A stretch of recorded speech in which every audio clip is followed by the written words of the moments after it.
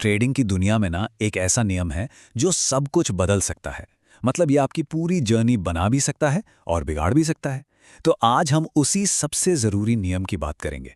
एक ऐसा नियम जो हर नए ट्रेडर के लिए जानना, आप कह सकते हैं, सर्वाइवल के लिए ज़रूरी है।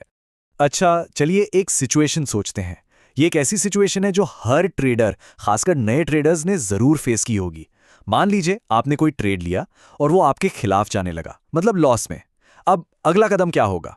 ज़्यादातर लोग क्या सोचते हैं, अरे कोई नहीं, मैं इसे होल्ड करता हूँ, थोड़ी देर में ज़रूर पलटेगा, है ना।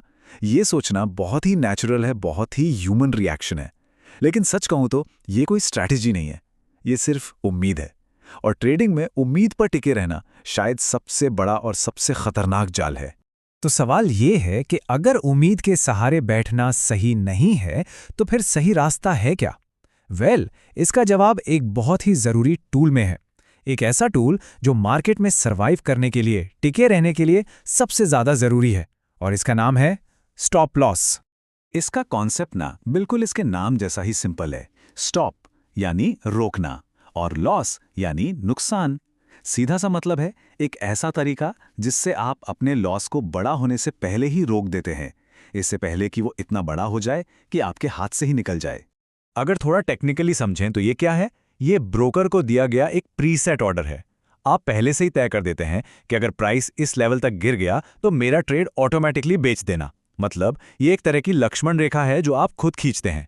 आप सिस्टम को बताते हैं, देखो, इस एक ट्रेड में मैं बस इतना ही नुकसान झेल सकता हूं, इससे एक पैसा ज्यादा नहीं। लेकिन ये इतना ज़रूरी क्यों है? मतलब क्यों इसे इतना बड़ा रूल माना जाता है? इसका जवाब ना बहुत ही सिंपल मैथ्स में छिपा है, और यही वो मैथ्स है जो ये डिसाइड करता है कि कोई नया ट्रेडर मार्केट में कुछ महीने टिक भी पाएगा या नहीं। चलिए एक उदाहरण से समझते हैं। मान लेते हैं कि किसी की शुरुआती ट्रेडिंग कैपिटल है 10,000 रुपए। अब यहां दो रास्ते बिल्कुल साफ हैं। एक तरफ है उम्मीद वाली स्ट्रैटेजी। इसमें क्या होता है, एक ही लॉस में पूरा का पूरा 10,000 का कैपिटल खत्म, जीरो। आगे ट्रेड करने के लिए कोई मौका ही नहीं बचा। दूसरी तरफ है स्टॉप लॉस स्ट्रैटेजी। यहां मान लीजिए 10%, यानी 1,000 रुपए का रिस्क लिया, तो एक लॉस के बाद भी 9,000 रुपए बचते हैं। मतलब जीतने वाला ट्रेड ढूंढने के लिए 9 और मौके हैं। अब कोई ये भी सोच सकता है कि अगर मैथ्स इतना क्लियर है, इतना सीधा सा है, तो फिर क्यों इतने सारे बिगिनर्स स्टॉप लॉस लगाने से कतराते हैं? इसका जवाब मैथ्स में नहीं, साइकोलॉजी में है। ये सब कुछ दो बहुत पावरफुल इमोशंस पर आकर रुक जाता है। पहला इमोशन है उम्मीद, वही होप ट्रेडिंग। ये सोचना कि अरे नहीं, ये ट्रेड जरूर वापस आएगा और मुझे प्रॉफिट देगा। और दूसरा इमोशन है डर, लॉस लेने का डर। एक छोटा सा कंट्रोल लॉस बुक करने में भी जो दर्द होता है ना, वो हमें लगता है कि हम फेल हो गए, और यही डर हमसे गलत फैसले करवाता है। और जानते हैं, यहीं पर एक बिगनर और एक प्रोफेशनल ट्रेडर की सोच का सबसे बड़ा फर्क दिखता है। असली बात यह नहीं है कि प्रोफेशनल्स को कभी लॉस नहीं होता, उन्हें भी होता है। असली फर्क इस बात में है कि वो लॉस को देखते कैसे हैं, उसके बारे में सोचते कैसे हैं। देखिए, एक बिगिनर का गोल क्या होता है?